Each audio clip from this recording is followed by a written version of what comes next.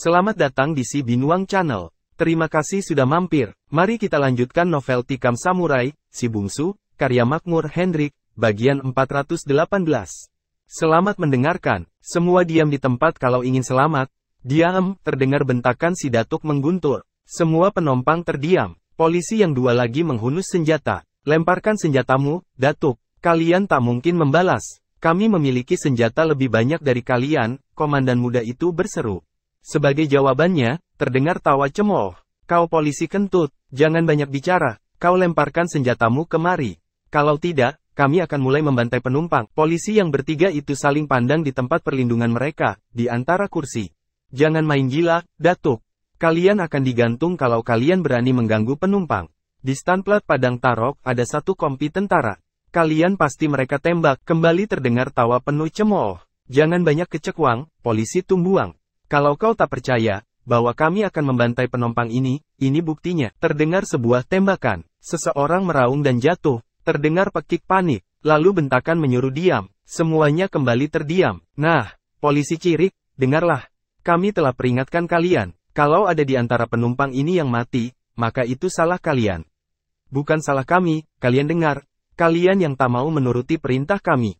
Apakah perlu saya tambah jumlah yang mati? Benar-benar anjing yang tak berperi kemanusiaan, bisik komandan muda itu. Mereka memang tak berdaya. Di satu pihak mereka ingin menangkap bajingan-bajingan itu. Ingin menyelamatkan penumpang. Tapi ternyata bandit-bandit itu mempunyai pertahanan yang ampuh. Menjadikan penumpang sebagai sandera. Saya hitung sampai 4. Kalau kalian tak melemparkan senjata kalian, maka ada 4 orang yang akan mati. 1. Datuk hitam itu segera saja menghitung. Baik. Kami akan melemparkan senjata kami. Tapi apa kehendakmu, Datuk? Jangan ikut campur urusan kami. Apapun kehendak kami bukan urusanmu. 2. Dia melanjutkan hitungannya. Namun tiba-tiba saja sebuah suara memecah dari arah gerbong yang berada di belakang Datuk Hitam.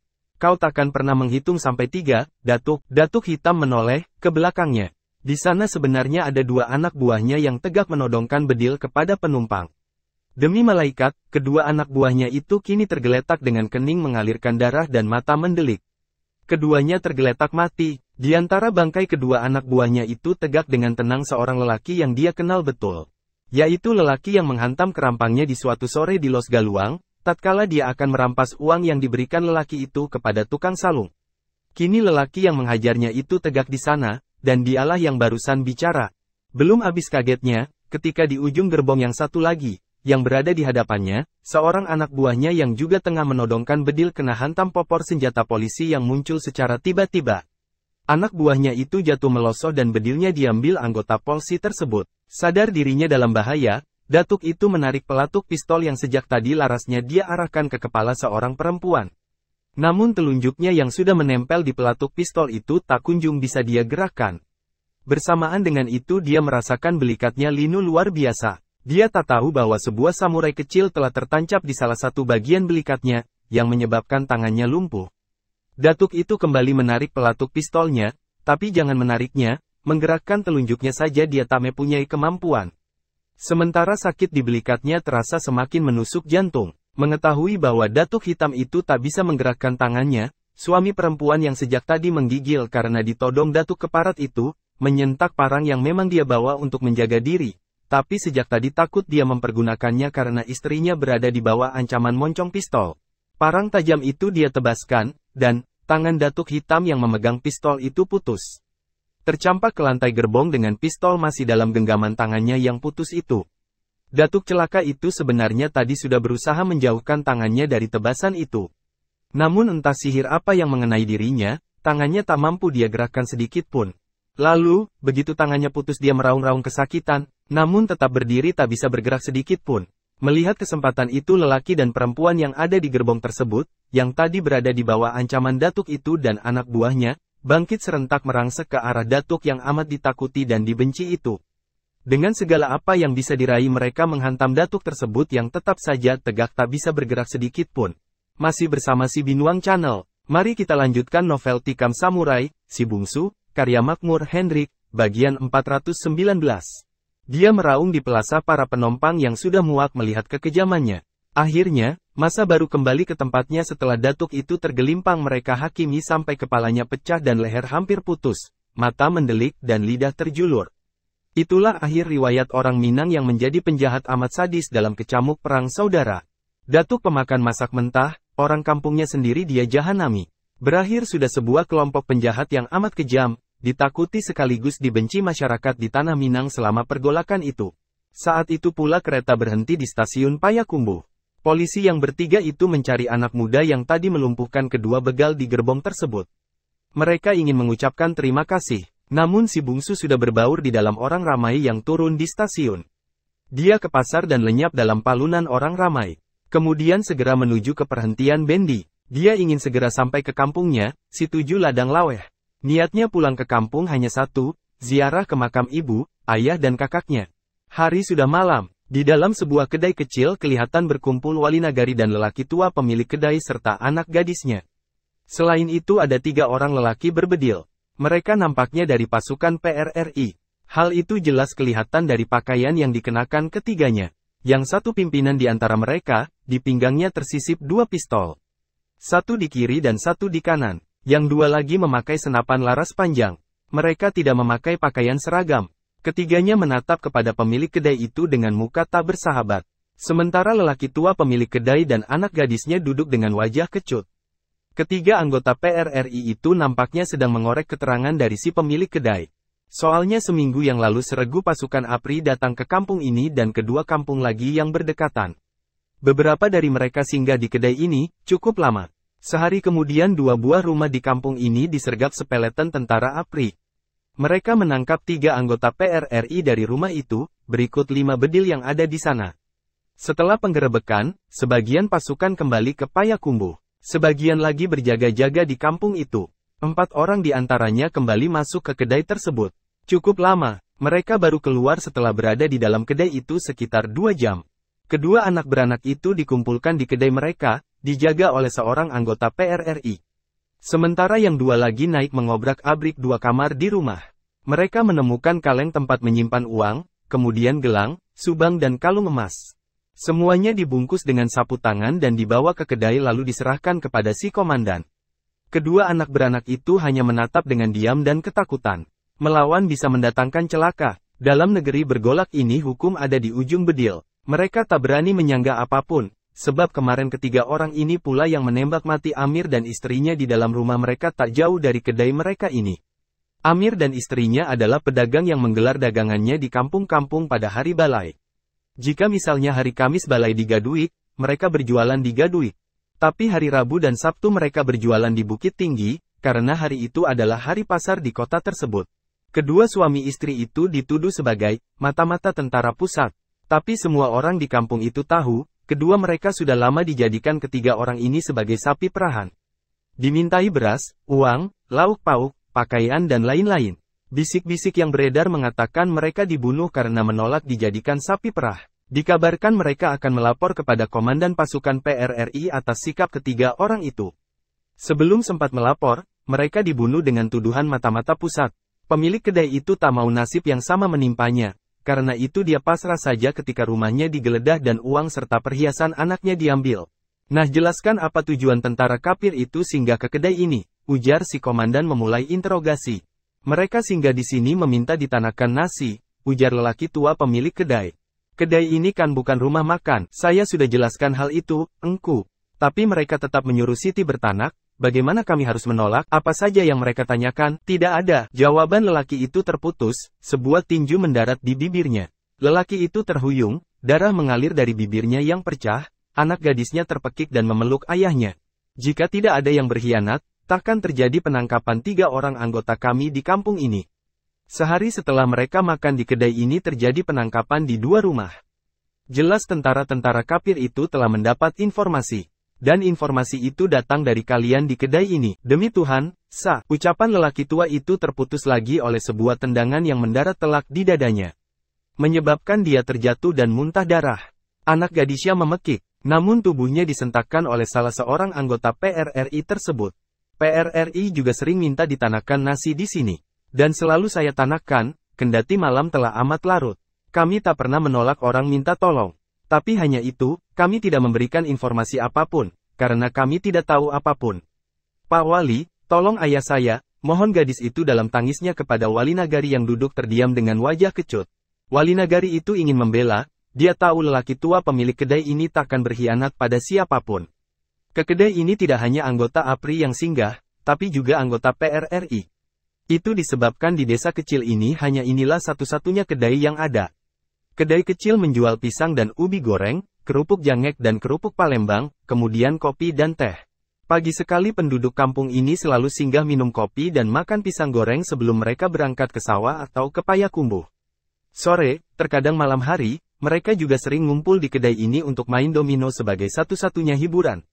Biasanya ada hiburan mendengarkan siaran radio, tapi yang punya radio transistor di kampung ini hanya seorang, Amir. Dan dia sudah mati ditembak. Radio transistornya dibawa PRRI entah kemana. Masih bersama si Binuang Channel. Mari kita lanjutkan novel Tikam Samurai, Si Bungsu, karya Makmur Hendrik, bagian 420. Wali nagari berpikir, bagaimana dia akan menjelaskan bahwa pemilik kedai ini tidak berkhianat pada siapapun. Salah-salah dia pula yang akan dituduh berkomplot sebagai mata-mata pusat.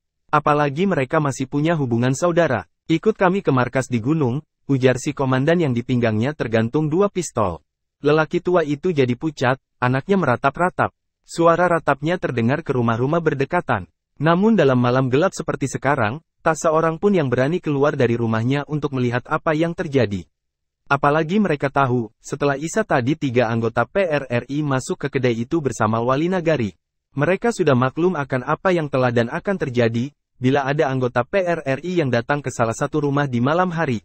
Siti masih meratap dan meronta dari pegangan salah seorang anggota PRRI itu saat terdengar pintu kedai dibuka dari luar, dan suara mengucap salam.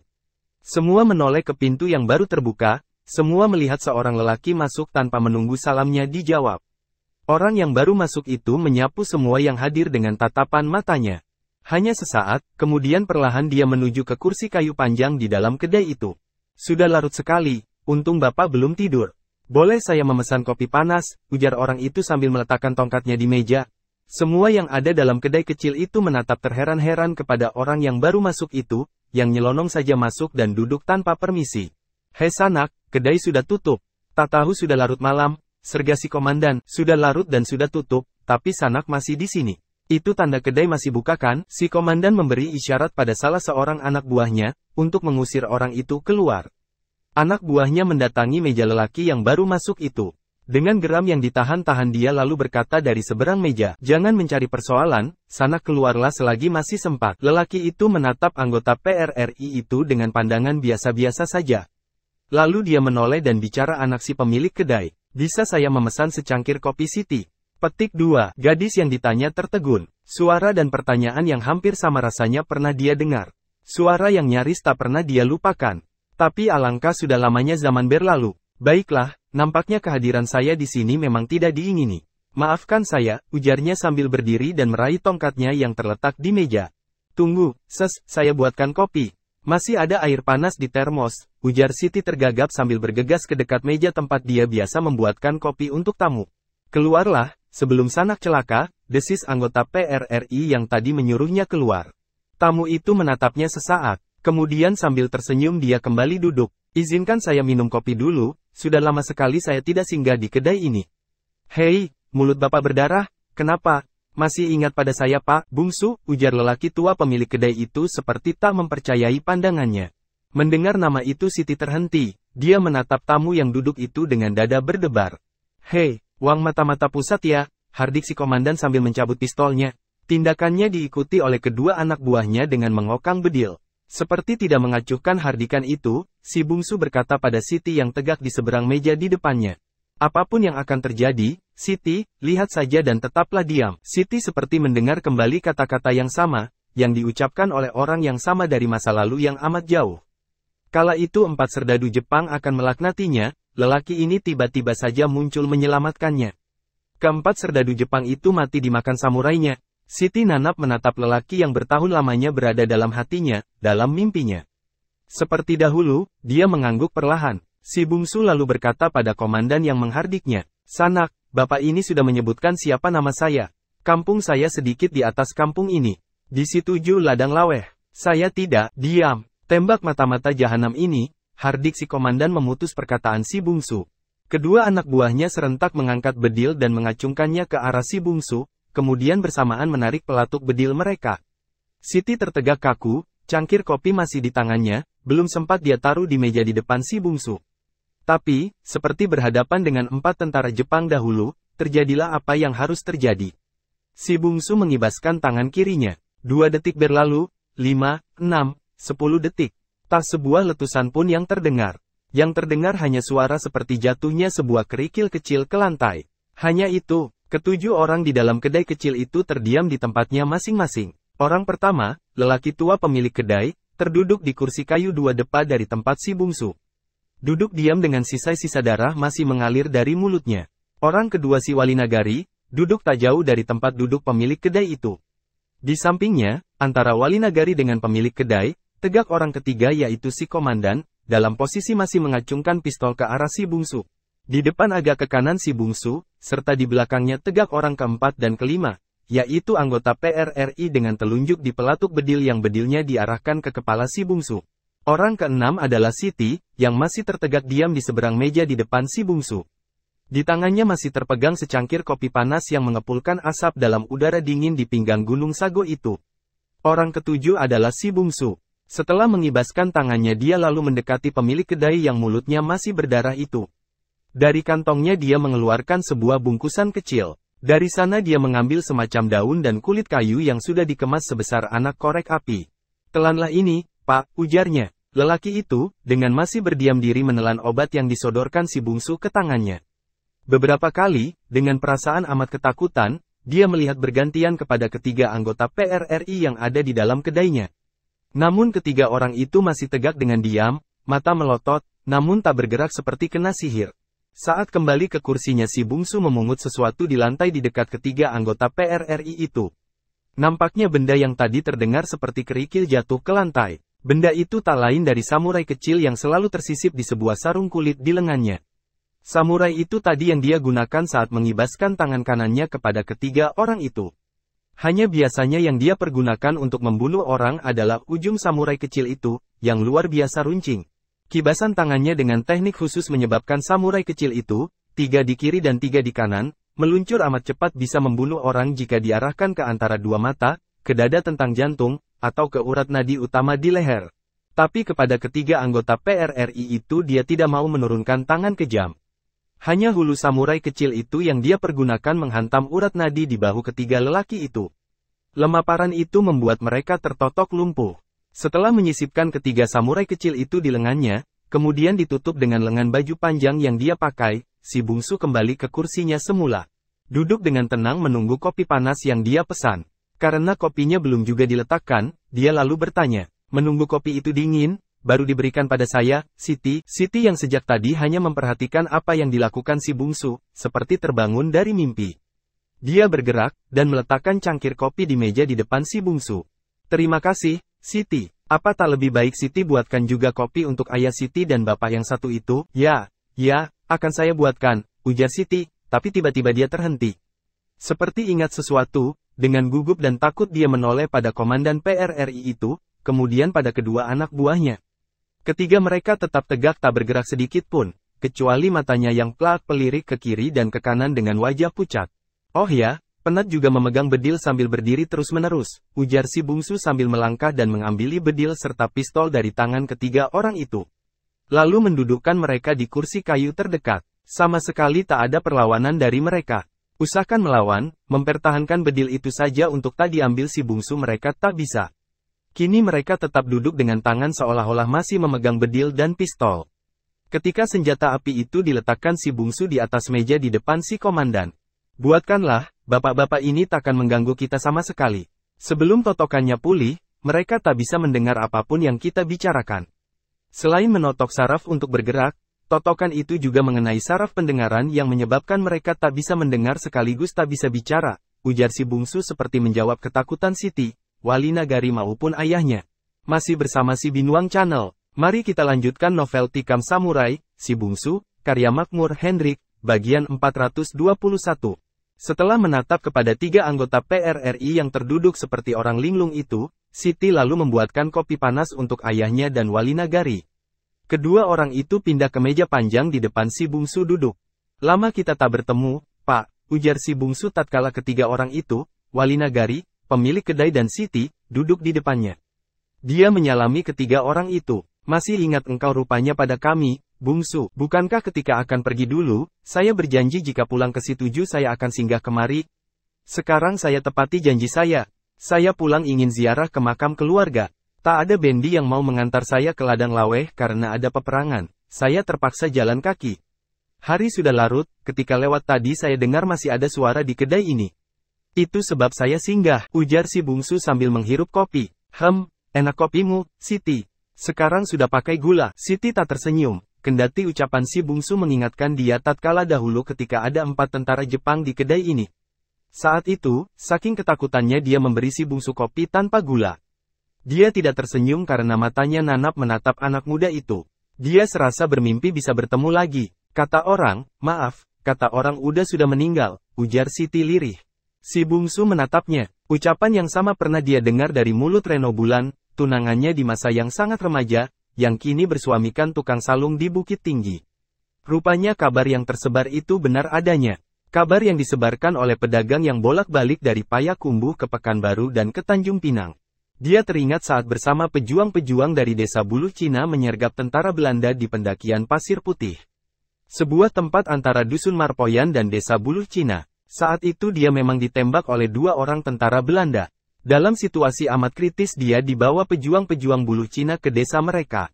Di sana mereka rawat sampai sembuh, lalu baru melanjutkan perjalanannya ke Jepang melalui Singapura.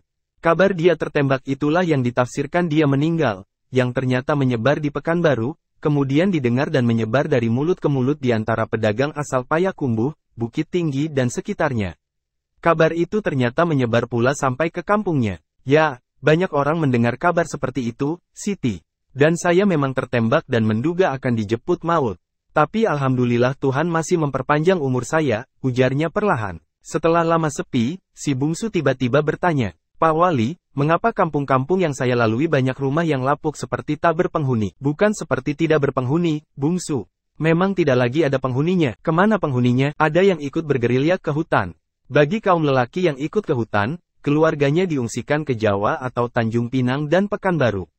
Pokoknya ke tempat yang tidak dilanda perang. Tapi sebagian besar dari penduduk pergi merantau. Mereka meninggalkan negeri yang diamuk perang ini. Itu terjadi di belasan kampung dalam Luhak 50 ini. Ada yang membawa semua anggota keluarga, ada yang lelaki saja duluan. Kemudian setelah mendapat tompangan di rantau mereka menjemput anak bininya. Soal ada atau tidak ada pekerjaan di rantau itu soal kedua. Yang jelas menghindar dulu dari keadaan yang tak menentu di kampung. Ada yang ke Pekanbaru, ke Tanjung Pinang, banyak yang ke Jawa.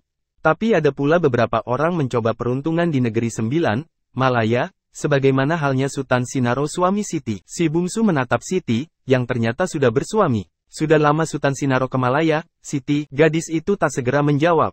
Sesaat dia menatap si bungsu, lelaki yang entah mengapa selalu dia tunggu sebelum akhirnya memutuskan menikah, setelah dia mendengar orang yang dia harapkan ini terbunuh di Pekanbaru. Kendati telah menikah, namun dia tak pernah bisa melupakan anak muda itu. Masih dia ingat ketika tangannya digenggam si bungsu di larut malam ketika akan meninggalkan kedainya ini, setelah membantai 4 orang serdadu Jepang. Sudah 3 bulan, sudah ada kabar akhir bulan ini dia akan kemari menjemput kami. Udah Sultan mendapat pekerjaan sebagai mandor kecil di perkebunan karet di sana, ujar Siti perlahan sambil menunduk. Syukurlah kalau begitu, menjadi mandor perkebunan itu suatu pekerjaan terpandang. Di Singapura saya dengar memang sudah mulai banyak orang awak yang mengadu nasib di Malaya. Lagi pula, memang sebaiknya merantau dulu selagi kampung kita ini dilanda perang. Di sini nyawa manusia kadangkala tak lebih berharga dari nyawa seekor ternak. Lama mereka sama-sama terdiam. Lalu si bungsu menoleh kepada 3 anggota PRRI yang masih duduk tak bergerak-gerak itu. Dia berdiri, menghampiri mereka satu persatu, menotok urat di lehernya. Terdengar ada yang batuk, ada yang melenguh. Namun tetap tak bisa bergerak. Mereka hanya sekedar bisa mengerakkan kepala, mendengar dan bicara. Nah sanak bertiga, dengarlah. Sanak pasti sengaja memisahkan diri dari induk pasukan, menyelusup ke kampung-kampung di kaki Gunung Sago ini untuk merampok, bahkan membunuh orang yang melawan kejahatan yang Sanak lakukan. Sanak benar-benar menangguk di air keruh. Dari logat bicara, amat jelas Sanak bukan orang Luhak 50 ini. Saya minta Sanak menyadari bahwa yang kalian lakukan menambah sengsara penduduk yang memang sudah sengsara. Dulu sengsara di bawah penjajahan Belanda, lalu datang Jepang menambah kesengsaraan itu. Kini penduduk sengsara oleh perangai yang Sanak lakukan tanpa setahu induk pasukan Sanak. Kalau mau terus berperang melawan tentara pusat, silahkan. Tapi jangan ganggu penduduk yang tidak berdosa. Sanak ingatlah itu baik-baik. Sehabis berkata si Baksu berdiri, mengambil ketiga bedil di meja. Meletakkannya di pangkuan masing-masing anggota PRRI itu. Kemudian menjentik urat di leher mereka, yang menyebabkan ketiga orang itu terbebas dari totokan. Namun kendati telah bebas dari totokan, dan mereka sudah memegang bedil masing-masing, ketiga orang itu masih duduk termangu-mangu. Sampai akhirnya si komandan yang di pinggangnya tergantung dua pistol itu bicara perlahan. Terima kasih, Sanak. Terima kasih. Kemurahan hati dan budi Sanak tidak hanya membuat kami sadar pada kekeliruan kami selama ini, tapi sekaligus juga memperpanjang nyawa kami. Kami yakin, jika Sanak mau sejak tadi dengan mudah kami Sanak bunuh. Semudah membalik telapak tangan. Terima kasih atas nasihat Sanak. Sekali lagi terima kasih, Sanak telah memberi kesempatan bagi kami untuk tetap bisa bertemu dengan anak dan istri yang menunggu di kampung. Apapun kebaikan yang kami buat kelak, takkan mampu membayar kebaikan Sanak kepada kami. Kepada Bapak dan Siti, juga kepada Pak Wali, kami mohon maaf. Berkata begitu si komandan lalu mengambil bungkusan sapu tangan berisi uang dan perhiasan yang tadi diambil anak buahnya dari rumah, kemudian meletakkannya di atas meja di depan pemilik kedai tersebut. Sebelum subuh datang, sebaiknya kami pergi. Sehabis berkata, dengan berlinang air mata karena dibiarkan tetap hidup, si komandan menyalami si bungsu, pemilik kedai dan wali nagari, diikuti kedua anak buahnya. Lalu dengan sekali lagi mengucapkan terima kasih pada si bungsu, mereka menyelusup keluar dari kedai itu. Lalu lenyap dalam gelap dan embun subuh yang sejak tadi sudah menyelimuti kampung-kampung di kaki Gunung Sago itu. Kesunyian di kedai kecil itu dipecahkan oleh suara lelaki tua pemilik kedai tersebut. Masih bersama si Binuang Channel, mari kita lanjutkan novel Tikam Samurai, Si Bungsu, karya Makmur Hendrik, bagian 422. Dua kali kau menyelamatkan kami, nak. Engkau seperti malaikat yang dikirimkan Tuhan ke kedai ini, persis di saat-saat yang sangat genting. Kami dua beranak tidak tahu bagaimana membalas budimu. Si bungsu hanya menatap dengan tenang. Saya sangat lapar, apakah mungkin saya minta bantuan Siti menanakkan nasi?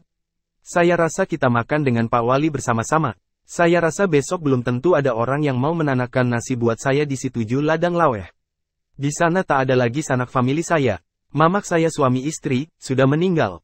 Anaknya Reno bulan kini berjualan kain di Bukit Tinggi bersama suaminya. Siti hibah hatinya saat si bungsu berkata, besok belum tentu ada orang yang mau menanakkan nasi buat saya. Saya akan tanahkan nasi untuk Uda. Tapi, bila Uda bertemu dengan Kak Reno, kabarnya hidupnya susah, dia ikut suaminya yang tukang salung. Saya bertemu dengannya beberapa bulan yang lalu. Sebelum peperangan besar melanda Bukit Tinggi. Dulu suaminya memang tukang salung. Tapi berkat yakin, dari uang yang mereka kumpulkan sedikit demi sedikit, kini mereka sudah berjualan kain di Los Galuang. Siti menatap lelaki yang tak pernah lenyap dari hatinya itu nanap-nanap. Kemudian mulai menjerang nasi, menyiangi ikan limbat dan gurami yang dibeli sore tadi dari orang yang memancing di sungai kecil tak jauh dari kampung itu. Kemudian menggorengnya dengan cabai hijau yang dia giling. Sambil menanti Siti bertanak, ketiga lelaki itu terlibat pembicaraan tentang pertempuran PRRI dan APRI di Bukit Tinggi. Tentang ratusan korban yang bergelimpangan yang dikumpulkan di bawah jam gadang, yang tidak jelas apakah penduduk atau tentara PRRI. Ketika azan subuh terdengar, wali nagari minta diri seraya juga mengucapkan terima kasih kepada si bungsu atas perannya menyelamatkan Siti dan ayahnya, sekaligus menyadarkan ketiga orang PRRI yang sering jadi momok di kampung-kampung di kaki Gunung Sago itu. Si bungsu menompang sembahyang subuh di rumah itu. Mereka sembahyang berjamaah, dengan ayah Siti sebagai imam. Usai sembahyang Siti meletakkan kopi dan ketan serta pisang goreng yang dia siapkan dengan cepat. Tapi akhirnya tiba juga saat yang sangat dia takuti, sangat tidak dia ingini.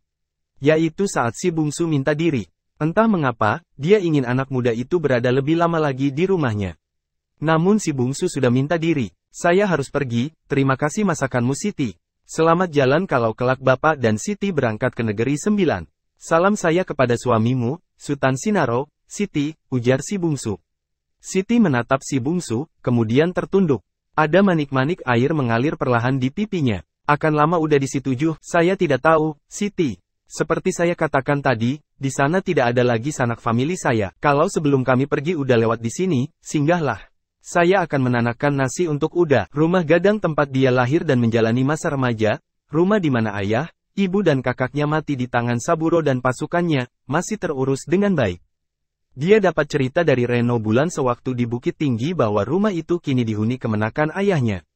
Waktu mereka bertunangan dulu kemenakan ayahnya itu berada di Jambi, menikah dan berdagang di sana. Si bungsu tak pernah mengenal kemenakan ayahnya itu. Karenanya dia sengaja tak singgah di rumah tersebut. Kendati hatinya direjam rindu, namun dia hanya melihat dari kejauhan saat akan menuju ke pekuburan. Sudah 3 hari dia di kampungnya ini. Pandam pekuburan kaum di mana keluarganya dimakamkan sudah tak terurus dan ditumbuhi lalang padat.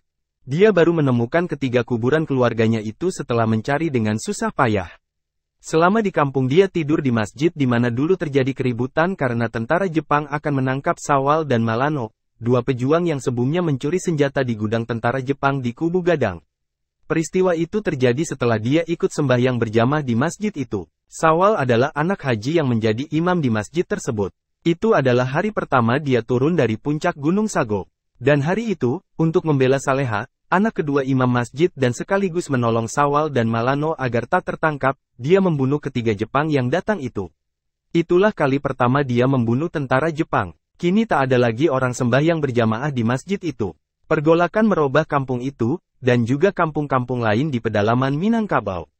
Sebagaimana dijelaskan Wali Nagari di Kedai City, para lelaki sebagian ada yang ikut masuk hutan bergerilya melawan tentara pusat dengan sukarela. Sebagian lagi ikut dengan terpaksa. Sebagian yang lain lagi pada meninggalkan kampung, merantau ke Jawa, Tanjung Pinang atau Pekanbaru. Sebagian besar yang tinggal di kampung adalah orang-orang tua, lelaki maupun perempuan. Jika di kota seperti di Payakumbuh, Bukit Tinggi dan Batu Sangkar saja orang jarang sembahyang berjamaah ke masjid, apalagi di kampung-kampung kecil di kaki Gunung Sago itu. Tapi keadaan itu membuat si bungsu agak tenteram, karena hampir tak ada orang yang tahu dia berada di kampung itu. Si 7 Ladang Laweh, karena letaknya di pinggang Gunung Sago, situasinya sangat rawan. Letaknya itu menyebabkan desa tersebut setiap saat dengan mudah didatangi pasukan PRRI. Sebaliknya, pada waktu tertentu tentara pusat yang disebut sebagai APRI itu datang, membersihkan desa-desa dari PRRI yang mereka sebut sebagai gerombolan. Penduduk benar-benar seperti memakan buah si malakama. Mereka tak mungkin menolak bila ada 2 atau 3 anggota PRRI yang singgah dan meminta nasi. Namun bagi orang tertentu hal itu digunakan untuk mencari keuntungan bila tentara APRI datang. Bisa saja untuk balas dendam bila orang yang rumahnya didatangi PRRI itu adalah orang yang berseteru dengannya. Sebaliknya, bila yang naik ke sebuah rumah adalah anggota TNI dari APRI, maka itu juga bisa dijadikan sumber fitnah oleh seterunya. Lapor-melapor antar sesama penduduk seperti itu bukan hal yang jarang terjadi. Itulah yang menyebabkan orang merasa lebih baik angkat kaki dari kampung halaman mereka. Pergi merantau ke Jawa, ke Riau atau ke daerah lain. Si bungsu tengah menuju ke pemakaman untuk kembali membersihkan kuburan keluarganya itu.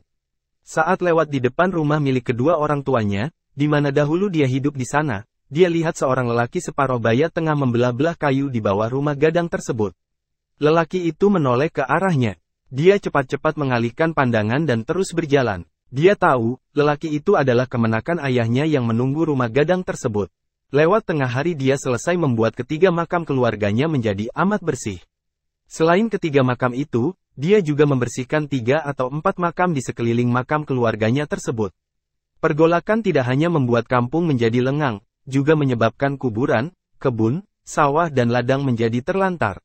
Rumah-rumah yang tidak berpenghuni atap ijuknya pada ditumbuhi lumut atau sakek. Saat akan mengakhiri pekerjaannya membersihkan kuburan itu tiba-tiba jantungnya berdebar.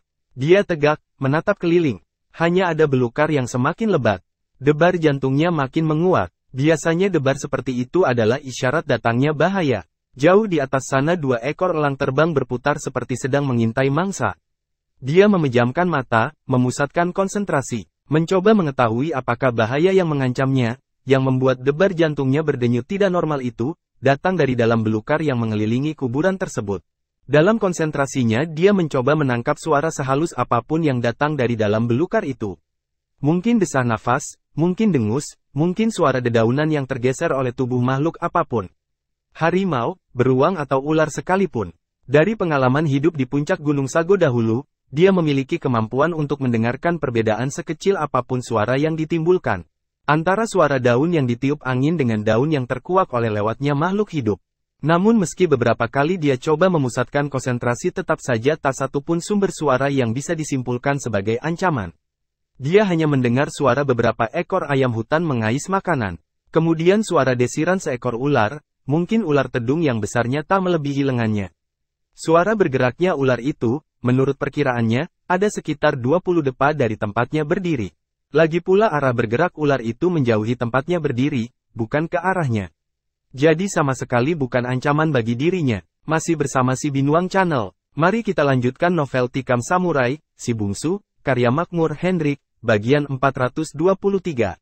Dengan pikiran demikian bahwa tak ada sesuatu yang mengancamnya dari dalam belukar lebat di sekitar pekuburan kaum itu, dia menatap ketiga kuburan yang terletak berdampingan itu. Ayah, ibu, ampunkan anakmu yang tidak berguna ini, yang tidak mempunyai keberanian sedikit pun membela kalian, saat kalian diancam maut. Uni, ampunkan adikmu, doaku semoga berbahagia di akhirat, bisiknya dengan air mata yang tak mampu dibendung. Ada beberapa saat dia berlutut di samping ketiga makam itu, menunduk dengan mata basah, pipi basah dan diri yang amat sepi karena hidup sebatang kara. Masa kecilnya seperti datang berlarian, saat ayah, ibu dan kakaknya masih hidup. Meski bersikap keras, namun ayahnya selalu membawa dia bepergian, naik bendi ke Payakumbuh, atau naik kereta api ke Bukit Tinggi. Ayahnya ingin dia bersekolah agar dia nanti menjadi orang, tidak seperti dia yang hanya petani. Ibunya adalah wanita berhati lembut yang selalu melindungi dia dari amarah ayahnya. Kakaknya adalah yang membela dia di segala situasi. Kini semua tidak akan dia perdapat lagi. Tak ada lagi ayah, ibu dan kakak tempat dia mengadu. Tinggallah ayah, ibu, Uni, aku pergi menjalani nasibku, ujarnya perlahan sambil berdiri dan melangkah meninggalkan pemakaman itu. Guru terdengar menderam resah tatkala dia keluar dari areal pendam kuburan kaum itu, dia melangkah penurunan di areal pemakaman. Hanya beberapa selang menurun, dia menempuh jalan mendaki, di atas pendakian dia melihat seseorang melangkah ke arahnya, nampaknya orang itu akan ke kuburan, karena jalan yang dia tempuh ini hanya menuju pekuburan tersebut. Tapi ternyata orang itu tidak melangkah ke arahnya, orang itu hanya tegak di sana, di puncak pendakian yang akan dia lewati. Dia terus melangkah dengan pikiran ke masa kecilnya. Selintas dia lihat orang tadi masih tegak di sana. Lalu entah kenapa debar aneh itu menyerangnya lagi. Langkahnya pun sampai ke dekat orang yang masih tegak di pendakian, tegak persis di jalan yang akan dia lalui. Karena orang itu tidak menggeser tegak, 5 langkah dari orang itu dia mengalihkan langkahnya agak ke kanan. Orang itu masih tegak di sana, tak bergerak sejengkal pun, tegak dengan kaki terpentang dan rasanya seperti menatap terus kepadanya. Hatinya menjadi tak sedap. Kenangan masa kecilnya seperti kembali berlarian di kepalanya. Saat itu dia disentakkan oleh sebuah suara.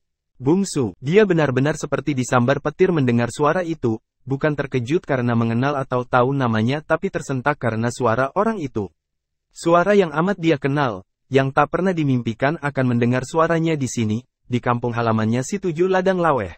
Suara itu seperti orang yang mengucapkannya, datang dari tempat jauh. Puluhan ribu kilometer dari sini, dia sampai kemari setelah melintasi samudra, lembah dan gunung, suatu hal yang sangat mustahil, tapi kembali dia dikejutkan oleh suara orang itu. Bungsu-san, ya Allah, Michiko, ya, akulah ini, Michiko anak Saburo Matsuyama. Mereka hanya terpisah dalam jarak 3 depa. Guru mengeram beberapa kali disertai angin kencang, dia ingin mengucapkan selamat datang di kampung ini dan menanyakan apa kabar. Namun sebelum dia sempat bicara suara gadis terdengar lagi. Sejak tadi aku tunggu engkau di sini Bungsu.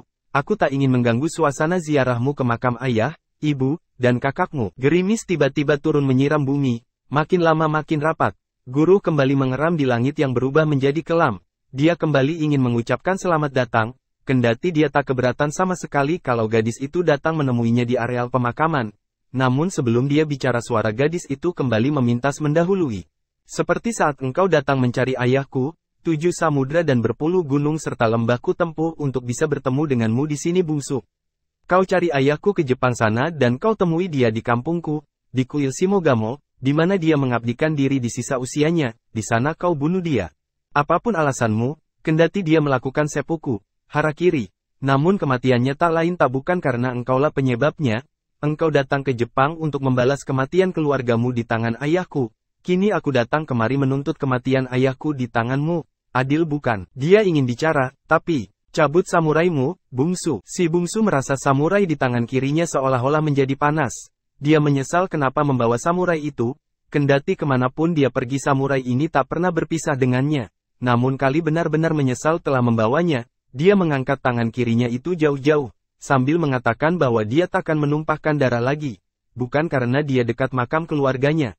Namun gerakan tangan kirinya yang ingin membuang samurai itu salah ditafsirkan oleh Michiko. Setiap orang yang memegang samurai apakah di tangan kiri maupun di tangan kanan, bila akan mencabut samurainya harus mendekatkan hulu samurai ke tangan yang satunya lagi. Gerakan itu, mendekatkan hulu samurai dengan tangan yang akan mencabut samurai, dilakukan saat bersamaan, hanya dalam hitungan detik, entah mana yang duluan, entah samurai yang akan dilemparkan si bungsu lebih dahulu lepas dari tangannya, atau mata samurai Michiko yang lebih dahulu memakan dirinya, atau samurainya lepas bersamaan dengan tibanya sabetan samurai Michiko.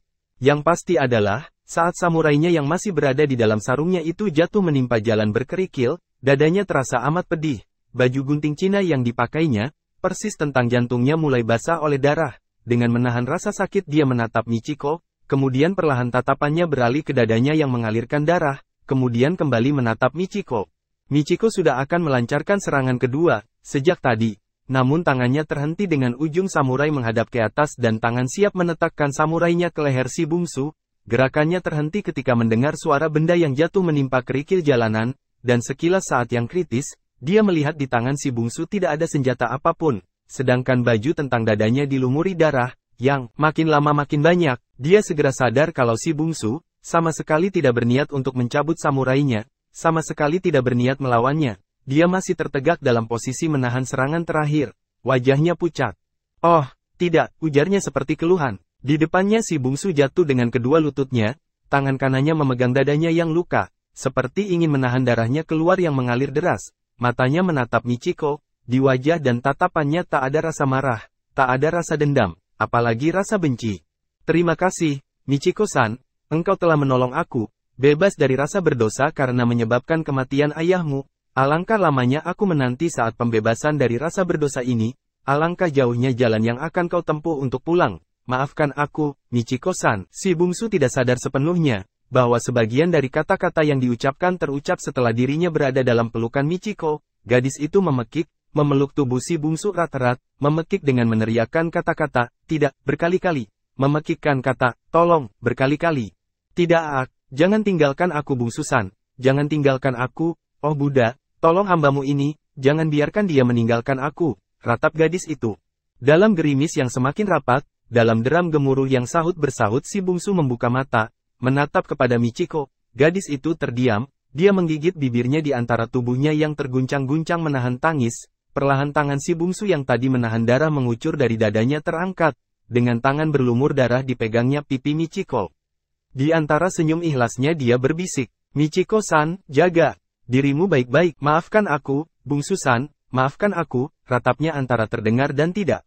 Masih bersama si Binuang Channel. Mari kita lanjutkan novel Tikam Samurai, Si Bungsu, karya Makmur Hendrik, bagian 424. Sama sekali tak ada niatnya untuk melukai apalagi membunuh si bungsu, lelaki yang siang malam memenuhi relung hatinya. Satu-satunya lelaki yang pernah merebut hatinya, yang siang malam dia rindukan. Lelaki yang dia cari sampai ke ujung dunia, tanpa mempedulikan apapun rintangannya. Kalau tadi dia menghunus samurai, itu dengan keyakinan yang amat sangat bahwa serangannya dengan amat mudah dapat dielakkan atau ditangkis oleh si bungsu. Dia sebenarnya sangat berharap dialah yang dilukai dan dilumpuhkan. Kalau si bungsu tidak mencintainya, dia rela mati di tangan lelaki yang dia cari ke segenap penjuru ini. Dia memang mencari lelaki itu dengan dendam di hati. Tapi jika ditimbang mana yang berat antara dendam dengan rasa cintanya kepada lelaki itu, perbandingannya bisa 1 untuk dendam, 10 untuk cinta. Dia benar-benar tidak menduga sedikit pun, bahwa gerakan si bungsu di awal tadi adalah gerakan untuk membuang samurainya. Dalam pikirannya, serangannya yang tak berbahaya dalam bentuk memancung dari atas kiri ke dada lelaki itu akan mudah digagalkan. Dia tahu, serangannya itu dapat ditangkis siapapun dengan gerakan sederhana sekali, apalagi oleh si bungsu. Tapi si bungsu ternyata sama sekali tidak mencabut samurainya. Dia merasa hibah melihat gadis itu memburunya kemana-mana untuk membalas dendam. Dia amat menyesal telah menyebabkan Michiko sebagai anak tunggal kehilangan ayah. Kini tak ada lagi tempat gadis itu menggantungkan hidup. Ibunya sudah lama meninggal. Dia dapat merasakan betapa sepi dan terguncangnya jiwa Michiko setelah kematian ayahnya. Dia dapat merasakan karena hal yang sama juga menimpa dirinya. Itulah sebab dia ingin segera mengakhiri dendam turunan itu. Itulah pula sebabnya kenapa dia sama sekali tidak mencabut samurai untuk melawan Michiko. Yang dia lakukan justru melemparkan samurainya ke tanah. Dan saat itu serangan ke dadanya tak lagi sempat ditarik Michiko. Lalu, terjadilah tragedi dan malapetaka itu. Dalam ketakutan ditinggalkan lelaki yang amat dicintainya itu, Michiko teringat ucapan pendeta kuil Shimogamo yang menjadi senseinya berlatih samurai, sepeninggal ayahnya. Saat sensei itu tahu Michiko berlatih untuk mencari dan membalas dendam kepada si bungsu, pendeta itu mengingatkannya dengan lembut. Saya tahu anak muda bagaimana musuhmu itu Michiko-san. Dia akan membunuh lawan-lawannya. Tapi percayalah, jika engkau bertemu kelak dengannya, dia takkan melawanmu. Dia adalah anak muda yang berbudi. Dia tak akan melawanmu, dia akan merelakan nyawanya di tanganmu. Percayalah, nak. Titik petik 2. Dia juga teringat penggalan dialognya suatu hari dengan Zatoichi, pendekar legendaris Jepang yang ternyata juga sudah sangat mengenal si bungsu setelah peristiwa wafatnya Obosan Saburo Matsuyama. Michiko, muridku, saya dapat menerka, bahwa antara kalian ada salah pengertian. Titik petik 2. Maksud Bapak, salah fahaman itu datangnya bukan dari dia. Tapi dari engkau Michiko-san. Titik petik 2. Maksud Bapak, maksud saya, kalian sebenarnya saling cinta. Titik titik. Petik 2. Tidak. Dia tak mencintai saya. Titik. Petik 2. Bagaimana dengan engkau? Apakah engkau mencintainya? Saat itu Michiko tak bisa menjawab pertanyaan Zatoichi. Jawablah. Apakah engkau mencintainya? Saya orang Jepang. Dia telah menyebabkan kematian ayah saya. Bagaimana mungkin dengan kedua perbedaan yang amat besar ini saya bisa mencintainya? Zatoichi tertawa bergumam, lalu menarik nafas panjang. Kalau engkau orang Jepang, apakah itu menjadi halangan untuk mencintai bangsa lain? Ah, sedangkan diriku yang tua tak berpikir sekolot engkau nak. Yang penting bukan bangsa apa dia, bukan pula bangsawan atau tidaknya dia. Tapi yang penting apakah engkau mencintainya dan dia mencintaimu. Jika hal ini terjadi timbal balik, maka persetan dengan segala perbedaan yang ada. Apakah tak pernah kau dengar betapa banyaknya orang yang kawin hanya karena mementingkan derajat, kekayaan, martabat, akhirnya perkawinan mereka jadi puing. Perkawinan mereka jadi neraka bagi diri mereka. Ah, saya sudah banyak mendengar perkawinan yang demikian nak. Terakhir, dia teringat dialognya dengan Salma, orang yang dicintai si bungsu sebelum bertemu dengannya, yang ternyata menjadi istri sahabatnya, Overste Nurdin, atase militer Malaya yang berkedudukan di kota Singapura. Saat itu dia akan naik pesawat ke Padang melalui Jakarta. Saat itu suami Salma berkata, saya berharap akan dapat bertemu dengan kalian berdua, Michiko. Maksud saya engkau dan si bungsu. Saya tahu, engkau menaruh dendam padanya. Namun, saya benar-benar menginginkan tak satu pun di antara kalian yang cedera. Kala itu Michiko hanya tersenyum. Senyumnya kelihatan getir. Sebelumnya Salma juga sempat bicara empat mata dengannya. Sebagai sesama perempuan, Michiko, saya ingin mengatakan padamu. Engkau punya kesempatan untuk bertemu dengan lelaki yang sama-sama kita cintai. Engkau yang memiliki kesempatan paling besar untuk mendapatkan dirinya. Jangan engkau sampai dikuasai oleh dendam keparat itu. Itu nonsens sama sekali. Berfikirlah dengan akal sehat. Dia takkan mau melawanmu, aku tahu itu bukan sifatnya. Bila dia engkau bunuh Michiko, sama artinya engkau membunuh harapanmu sendiri. Kau akan menyesal seumur hidupmu. Kalian kini sama-sama sebatang kara. Yang kalian butuhkan adalah kasih sayang, bukan perkelahian dan saling bunuh. Sebagai seorang yang lebih tua darimu, Michiko-san, saya ingin engkau bahagia. Saya ingin si bungsu bahagia. Dan saya yakin, kebahagiaan itu takkan kalian peroleh kalau kalian tidak bersama. Saya ingin mendengar kabar bahwa kalian menikah. Saya akan menanti kalian di sini. Datanglah sebagai suami istri. Saya selalu berdoa untuk itu, Michiko, adikku. Michiko tak bisa menahan air matanya. Dia memeluk Salma. Salma juga basah matanya. Kini, lelaki yang dia cintai dan dia cari ke ujung langit itu, bersimbah darah dan sekarat dalam pelukannya karena dimakan mata samurainya. Apa yang pernah diucapkan senseinya di kuil Shimogamo dan Salma, bahwa anak muda itu takkan pernah mau melawannya, akan merelakan nyawanya di tangan Michiko, kini semua terbukti. Semua, di antara ratap sesalnya Michiko sayup-sayup seperti mendengar suara ledakan dan tembakan sahut-menyahut. Disusul suara gemuruh, semua suara berdesakan ke dalam kepalanya, susul-menyusul dan kacau balau. Hiruk-pikuk tak menentu. Batinnya yang terpukul amat dahsyat, akhirnya membuat pertahanan jiwanya berada di titik paling nadir. Mula-mula semuanya menjadi samar-samar, lalu akhirnya tubuhnya rebah ke jalan berkerikil tak sadarkan diri, dengan tetap memeluk tubuh si bungsu. Masih bersama si Binuang Channel, mari kita lanjutkan novel Tikam Samurai, Si Bungsu, karya Makmur Hendrik. bagian 425. Dia sadar, ujar seseorang, disusul suara langkah beberapa orang pada mendekat. Lalu terdengar suara memanggil, Bungsu San. Si bungsu membuka mata, Bungsu San. Oh, syukurlah, syukurlah, ujar Michiko sambil memegang tangan si bungsu dan menciumnya di bawah tatapan mata beberapa perawat dan 2 orang dokter. Michiko, Bungsu San, di mana ini? Ini rumah sakit tentara, di Padang, jawab seorang dokter yang juga tentara. Di Padang, ya, di Padang. Kapan saya dibawa kemari? 10 hari yang lalu. 10 hari, ya, selama itu saya tidak pernah sadar, tapi sekarang sudah. Keadaan Anda semakin amat membaik, ujar dokter itu sambil memeriksa mata dan denyut nadi si bungsu. Para dokter dan para perawat akhirnya meninggalkan ruang itu. Kini hanya tinggal dia dan Michiko. Ditatapnya gadis itu sambil mencoba mengingat kejadian terakhir. Saat itu dia baru keluar dari pemakaman kaum, setelah membersihkan kuburan ayah, ibu dan kakaknya. Di jalan menanjak dia melihat seseorang berjalan menuju ke pemakaman. Tapi saat hampir sampai di puncak tanjakan dia baru tahu, orang itu tetap tegak menunggunya di puncak tanjakan tersebut. Setelah jarak mereka hanya sekitar 3 depa, dia baru menyadari bahwa orang yang tegak di puncak tanjakan itu, yang nampaknya sengaja menunggu dia tiba, tak lain dari Michiko. Dan, dia ditantang untuk bertarung. Dia melemparkan samurainya ke jalan, tapi saat itu dadanya terasa amat pedih. Kemudian dia jatuh atas kedua lututnya. Tangannya menekan dadanya yang pedih, tapi darah mengalir keluar. Makin lama makin banyak. Teringat hal itu si bungsu meraba dadanya. Michiko memahami apa yang ada dalam pikiran si bungsu. Maafkan aku, Bungsu San. Maafkan aku, ujarnya terisak sambil meraih tangan si bungsu dan kembali menciumnya. Jangan menangis, Michiko-san, jangan menangis. Kemarilah, peluk aku, ujar si bungsu sambil menarik tangan Michiko dengan lembut. Michiko merebahkan kepalanya ke dada si bungsu. Si bungsu membelai rambut gadis itu dengan lembut. Ingat malam itu di kereta api dari Gamagori menuju Nagoya, ujar si bungsu perlahan. Michiko mengangkat kepalanya, menatap si bungsu, kemudian berbisik. Takkan pernah kulupakan saat itu, Bungsu San. Itulah saat paling bahagia dalam hidupku. Kau peluk bahuku, dan aku tertidur di bahumu dari senja hingga tengah malam, ujar Michiko sambil kembali merebahkan kepalanya di dada si bungsu. Engkau mau mendengarkan nyanyianku? Michiko mengangguk di dada si bungsu. Pertanyaan itu sama persis dengan pertanyaan yang diucapkan anak muda itu di kereta api bertahun yang lalu.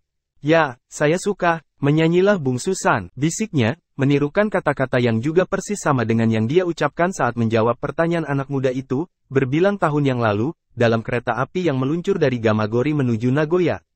Dengan masih memeluk bahu gadis itu si bungsu mulai batuk-batuk kecil mengatur suara, lalu dengan suara yang berat dan lembut terdengar nyanyiannya. Amega fu temo, watashi wa ikimasu, nakanait kudasai, watashi o, wasurenaide kudasai, sayonara. Meskipun turun hujan, saya akan pergi, jangan menangis, jangan lupakan saya, selamat tinggal. Di kereta dahulu, Michiko mengangkat kepalanya begitu lagu itu berakhir.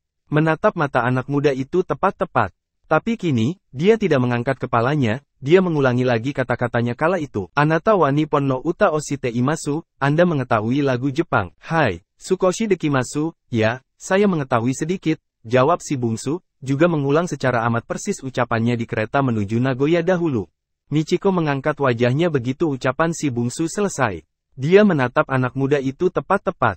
Si bungsu melihat air mata mengalir perlahan di pipi gadis itu. Masih bersama si Binuang Channel. Mari kita lanjutkan novel Tikam Samurai, Si Bungsu, karya Makmur Hendrik, bagian 426. Nakanait Kudashi, Michiko-san. Jangan menangis, Michiko, ujar si bungsu sambil menghapus air mata di pipi Michiko dengan jemarinya dengan lembut. Michiko meraih tangan si bungsu menciumnya, lalu berkata di antara isaknya yang tertahan. Berjanjilah tidak lagi meninggalkan aku, Bungsu-san. Berjanjilah, si bungsu meraih wajah Michiko, menariknya mendekati wajahnya. Kemudian dengan lembut dia cium keningnya, matanya dan bibirnya. Michiko menggigil dalam pelukan anak muda itu. Menggigil karena haru dan bahagia. Itu janjiku, Michiko-san, itu janjiku. Bisik si bungsu sambil memeluk gadis itu dengan lembut. Dalam posisi seperti itu kedua anak manusia yang berasal dari negeri yang amat berjauhan itu tertidur. Besoknya si bungsu kedatangan 2 orang tamu. Keduanya berbaret merah. Si bungsu sudah bisa duduk, namun belum dibolehkan berjalan. Tunggu sehari 2 lagi, sampai luka di dada benar-benar pulih, begitu kata dokter. Dia merasa surprise saat mengetahui tamu yang datang adalah Letnan Fauzi dan Letnan Azhar dari RPKAD. Mereka bersalaman dan berpelukan dengan akrab. Si bungsu mengenalkan kedua perwira itu dengan Michiko. Keduanya membungkuk dengan hormat sebelum menyalami gadis cantik itu. Si bungsu mencegah Michiko yang akan keluar, maksud gadis itu agar dia bisa berbicara bebas dengan kedua temannya itu. Tak ada rahasia antara kami, kedua beliau sahabat saya. Karena itu juga sahabatmu Michiko-san, ujar si bungsu. Dan mereka pun ngobrol berempat. Dari obrolan itu menjadi jelas bagi si bungsu maupun Michiko, apa sebab mereka sampai ke rumah sakit tentara di Padang ini. Padahal sebelumnya mereka berada di situ Ladang Laweh. Ternyata saat mereka berhadap-hadapan di puncak pendakian dekat makam kaum di situ Ladang Laweh itu 2 minggu yang lalu, APRI sedang melakukan operasi pembersihan ke beberapa kantong PRRI di pinggang Gunung Sago itu. Yang memimpin operasi itu adalah peleton yang dipimpin Letnan Fauzi dan peleton Letnan Azhar. Pasukan mereka sampai ke pemakaman itu karena akan mengambil jalan pintas memotong jalur pelarian 4 orang anggota PRRI yang melarikan diri dari penyergapan di salah satu rumah di situ Ladang Laweh. Semula 2 anggota pasukannya menyangka lelaki dan perempuan yang mereka temukan di puncak pendakian itu sudah tewas terkena peluru nyasar. Soalnya keduanya berlumur darah. Tapi begitu didekati, saat kedua tubuh itu disorot lampu senter, 2 orang anak buahnya terkejut. Dia sangat mengenal wajah orang yang terluka dalam pelukan perempuan Jepang yang juga pingsan itu. Dia mengenalnya karena dia adalah salah seorang anggota RPKAD yang melihat orang itu bertarung dengan komandannya. "Bungsu, ini si Bungsu," serunya sambil berseru dan beberapa kali memberi isyarat kepada Letnan Fauzi lewat cahaya lampu senter. Saat Letnan Fauzi sampai di sana, dengan terkejut dikenalinya orang yang pernah bertarung dengannya itu. "Berikan bantuan darurat, periksa wanita ini. Panggil tandu," perintah Letnan Fauzi. Tak lama kemudian Letnan Azhar sampai di sana. Mereka tak heran kenapa si bungsu dan gadis Jepang itu ada di sana. Mereka telah membaca laporan intelijen tentang kedua orang ini. Riwayat si bungsu hampir lengkap dimuat di laporan intelijen itu. Mulai saat pembantaian keluarganya sebelum kemerdekaan, sampai saat dia, Gentanyangan, membunuhi Jepang dan Belanda di Payakumbuh, Bukit Tinggi dan Pekanbaru. Termasuk di dalam laporan itu bahan yang dikirimkan oleh Overste Nurdin, atase militer Indonesia di Malaya yang berkedudukan di Singapura. Mereka juga mendapat data intelijen dari konsul RI di Australia. Tentang Michiko, selain informasi dari Overste Nurdin, juga didapat informasi dari Jakarta. Dalam pergolakan ini dia dinilai militer sebagai orang yang sangat netral. Dalam kasus tertentu dia melabrak anggota APRI yang tidak benar. Dalam kasus lain dia menghantam orang PRRI yang berbuat aniaya kepada rakyat. Kenetralan yang sangat terjaga dan karenanya sangat dihormati. Tentang apa sebab dan apa tujuan Michiko mencari si bungsu, informasinya mereka peroleh juga dari laporan Overste Nurdin. Laporan itu tidak begitu lengkap, hanya dituliskan bahwa selain membawa-bawa dendam, Michiko sebenarnya mencintai si bungsu. Laporan dari Overste Nurdin dikirim ke Jakarta via telegram. Diteruskan ke perwira tertentu yang berada di Sumatera Barat. "Kau boleh tangguh dan menang bertarung dengan selusin lelaki, bungsu. Termasuk dengan aku. Tapi kami sudah menduga, kau takkan berdaya menghadapi Michiko," ujar Letnan Fauzi bergurau. "Dan itu sudah kami buktikan ketika menemukan engkau sekarat di situ sambung Letnan Azhar. Si bungsu tersenyum dan memandang pada Michiko. Gadis itu, yang sudah amat fasih berbahasa Indonesia, karena belajar dari Salma dan Nurdin saat di Singapura, tunduk tersipu-sipu. "Lain kali, kalau kita harus melawan bungsu lagi, kita minta tolong saja pada Michiko," ujar Letnan Azhar, disambut tawa berderai Letnan Fauzi. Si bungsu yang ikut tertawa tiba-tiba terpekik, karena lengannya dicubit Michiko. Cubit dan pekik itu menyebabkan tawa mereka makin berderai di dalam kamar rawat inap itu. Lepas dari pertemuan dan senda gurau yang membahagiakan itu, menjadi jelas pula bagi bungsu dan Michiko, pada malam terjadinya peristiwa terlukanya si bungsu itu mereka berdua dilarikan dengan memakai truk pengangkut tentara ke Payakumbuh. Kemudian atas perintah kedua Letnan RPKAD itu dia dilarikan ke rumah sakit tentara di Padang. Dengan truk yang dilengkapi kasur malam itu juga melarikan mereka ke Padang, dikawal oleh selusin anggota RPKAD. Hal itu dilakukan kedua perwira RPKAD itu setelah terjadi uji tanding antara si bungsu dengan Letnan Fauzi. Jika sebelumnya mereka hanya menerima laporan intelijen tentang apa dan mengapa si bungsu dan Michiko, 3 hari setelah uji tanding itu datang sebuah daftar dari markas APRI berisi nama 2-3 orang di Sumatera Barat yang diberi kode HD, harus dilindungi. Di antara sedikit nama yang diberi kode HD itu terdapat nama Karibasa dan Bungsu. Untuk melaksanakan perintah berlabel HD itu tentu saja mereka tak boleh kehilangan jejak orang-orang tersebut. Namun letnan itu kelabakan mencari di mana keberadaan si bungsu. Ketika Michiko muncul di bukit tinggi, akhirnya diputuskan untuk mengawasi gadis itu dari jauh. Mereka yakin, kedua orang itu pasti akan bertemu. Karenanya diam-diam Michiko dijadikan sebagai penunjuk jalan dalam mencari si bungsu. Terima kasih sudah bersama si Binuang Channel, jangan lupa mampir pada bagian selanjutnya, novel Tikam Samurai, si bungsu karya Makmur Hendrik.